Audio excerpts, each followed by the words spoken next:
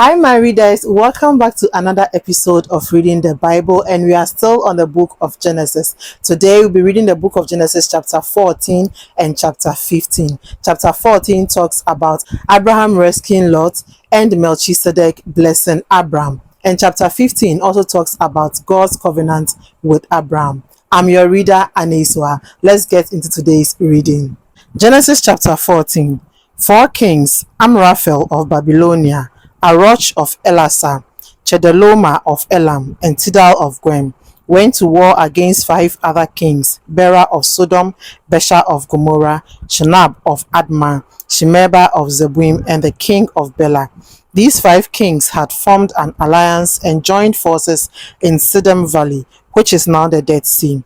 They had been under the control of Chedorlaomer for 12 years, but in the 13th year, they rebelled against him. In the 14th year, Chedorlaomer and his allies came with their armies and defeated the Rephaim in Ashtaroth Kenim, the Zuzim in Ham, the Emem in the plain of Kirathim, and the Herorites in the mountains of Edom, pursuing them as far as El Paran on the edge of the desert.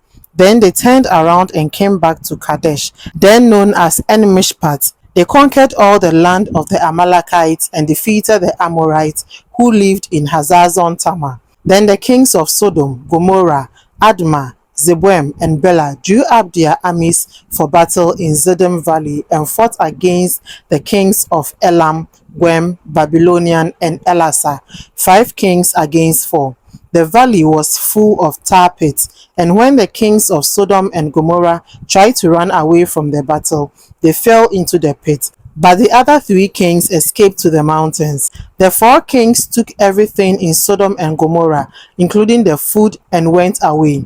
Lot, Abram's nephew, was living in Sodom, so they took him and all his possessions. But a man escaped and reported all this to Abram, the Hebrew, who was living near the sacred trees belonging to Mamre the Amorite. Mamre and his brothers Eshcol and Aner were Abram's allies. Then Abram heard that his nephew had been captured. He called together all the fighting men in his camp, 318 in all, and pursued the 4 kings all the way to Dan. There he divided his men into groups, attacked the enemy by night, and defeated them. He chased them as far as Hobah, north of Damascus, and got back all the loot that had been taken. He also brought back his nephew Lot and his possessions, together with the women and the other prisoners. When Abraham came back from his victory over Chedorlaomer and the other kings, the king of Sodom went out to meet him in Shaveh Valley, also called King's Valley. And Melchizedek, who was king of Salem and also a priest of the Most High God, brought bread and wine to Abraham, blessed him, and said, "May the Most High God, who made heaven and earth, bless Abraham. May the Most High God, who gave you victory over your enemies, be praised." And Abraham gave Melchizedek 1/10 of all the loot he had recovered.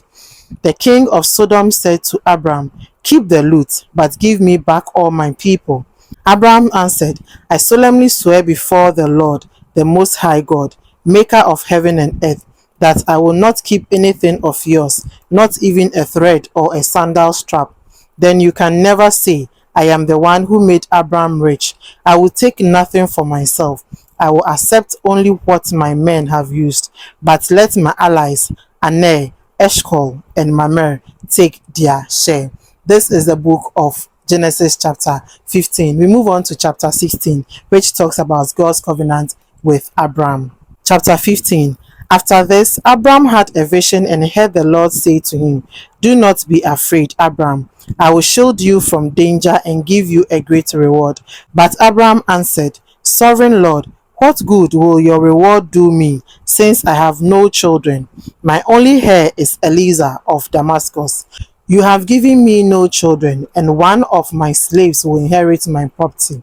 Then he heard the Lord speaking to him again. "This slave, Eliezer, will not inherit your property. Your own son will be your heir."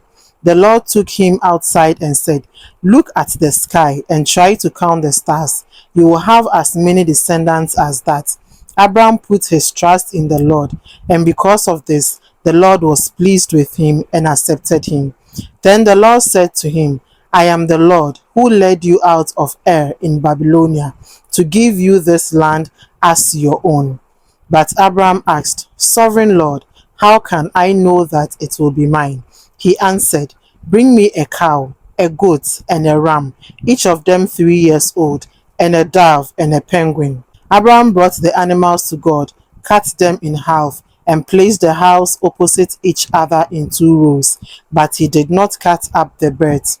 Vultures came down on the bodies, but Abraham drove them off. When the sun was going down, Abraham fell into a deep sleep, and fear and terror came over him. The Lord said to him, Your descendants will be strangers in a foreign land. They will be slaves there and will be treated cruelly for 400 years. But I will punish the nation that enslaves them. And when they leave that foreign land, they will take great wealth with them. You yourself will live to a ripe old age, die in peace, and be buried. It will be 4 generations before your descendants come back here, because I will not drive out the Amorites until they become so wicked that they must be punished. When the sun has set and it was dark, a smoking fire pot and a flaming torch suddenly appeared and passed between the pieces of the animals.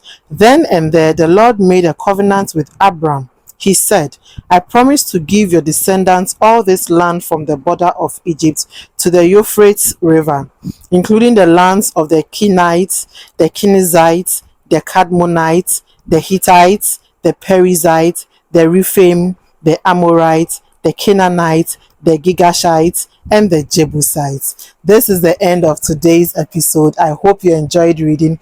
Please don't forget to like, share, leave a comment, and tell somebody about this Bible reading that is going on here. Don't forget also, I am your reader, Aniswa. I will see you in my next episode. I love you, and there's nothing you can do about it, but God loves you more. Stay blessed.